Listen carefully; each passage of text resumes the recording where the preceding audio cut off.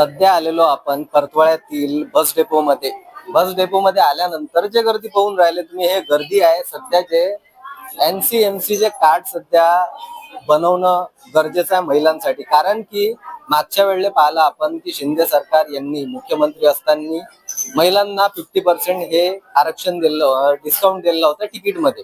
तर त्याच अनुषंगाने आज जर पाहतो आपण तर काही त्यांचे नियमावली बाहेर आलेले आहेत. बाहेर आल्यानंतर जे पाहतो आपण सध्या की या ठिकाणी हर एक डेपो मध्ये, सध्या तरी मी परतवाडा आगाराच्या डेपो मध्ये आहे, पण सध्या सगळ्याच ठिकाणी 28 तारीख पर्यंतची हे मुदत दिली होती.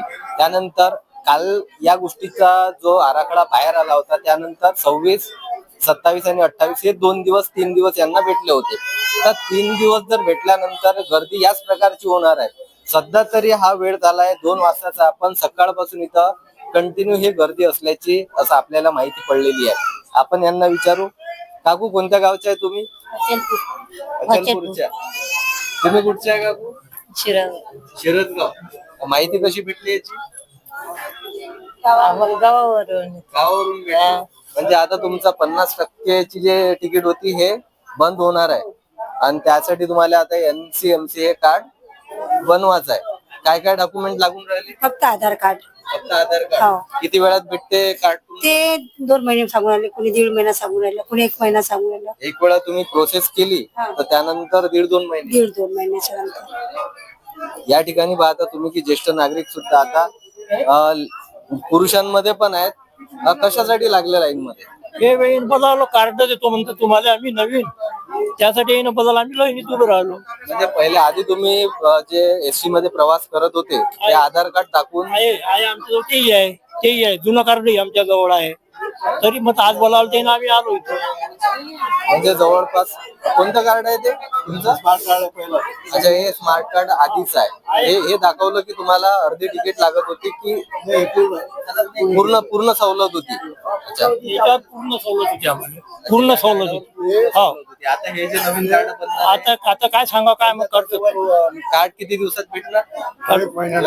1 महिन्यात भेटेल म्हणते. 1 महिन्यात. मग 1 महिन्यापर्यंत हे कार्ड चालणार आहे का? हो. म्हणजे माहिती भेटली का तुम्हाला? नाही, तशी माहिती नाही दिली ते. पैसे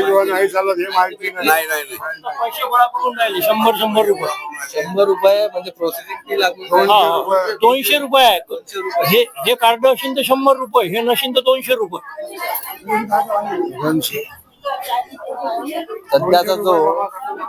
सध्याचा जो कल्ला दिसून राहिला हे कार्ड बनवण्यासाठी. जे गोष्ट फक्त आधार कार्ड टाकून यांना 50% आरक्षण किंवा ज्येष्ठांना 100% आरक्षण तिकिटामध्ये भेटत होतं, मोफत भेटत होतं, तोच प्रकार आज जो आपण पाहतो या ठिकाणी जे गर्दी दिसते, हे गर्दी दाखवून देते की कुठंतरी ज्येष्ठांना सुद्धा या गोष्टीसाठी कामाला लावून दिलेल्या सरकारनं.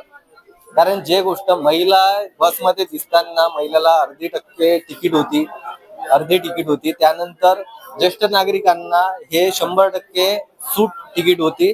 तर सध्या या कार्डाच्या मार्फत या ठिकाणी माहिती मिळाल्याप्रमाणे या ठिकाणी 100 ते 200 रुपये यांच्याकडून वसूलल्या जाते एक त्यांचा फॉर्म फिलअप करण्यासाठी, आणि महिनाभरात त्यांचं ते कार्ड त्यांच्या घरी येणार आहे असं यांच्याकडून आपल्याला माहिती भेटलेली आहे.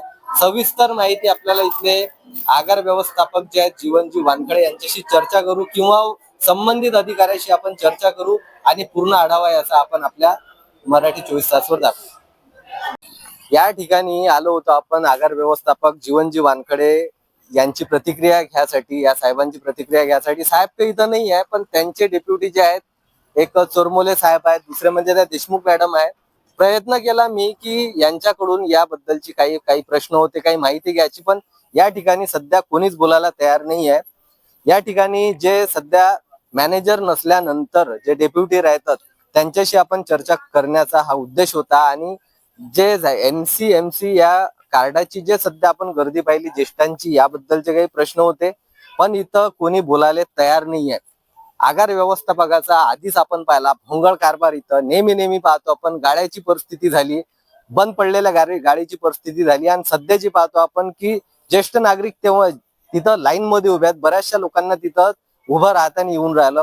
यांना मी प्रश्न विचारायला जेव्हा आलो आगार व्यवस्थापकांना, तर आगार व्यवस्थापक इथं तर नाही आहे, पण त्यांचे डेप्युटी जेव्हा इथं यांच्यासोबत मी बोलण्यासाठी जेव्हा आलो तर हे या ठिकाणी कोणी बोलायला तयार नाही. हे चोरमोले साहेब आहेत. हे चोरमोले साहेब आपल्याशी सध्या बोलण्याच्या मनस्थितीत नाही आहे. यांनीच सांगितलं की देशमुख मॅडम आहे, दोघांकडे चार्ज राहते, मॅनेजर नसताना. पण या ठिकाणी हे सुद्धा आपल्याशी बोलण्यात असमर्थ दिसत आहेत. यांच्याशी मी बोललो की या ठिकाणचा आढावा मला तुमच्याकडून पाहिजे, पण एकही शब्द हे बोलायला तयार नाही. यावर यांचे डीसी जे आहेत, डीसी साहेब अमरावती, त्यांना मी आग्रहाची विनंती करतो की यावर कुठेतरी तोडगा काढावा आणि ज्या ठिकाणी पत्रकाराची भूमिका एखाद्या अशा ज्येष्ठ नागरिकांवर जेव्हा येऊन पडते तर आपले अधिकारी बोलायला तयार काऊन नाही आहेत. माझा हा प्रश्न आहे आपल्याला. पाहत राहा मराठी 24 तास. मी भूषणराव.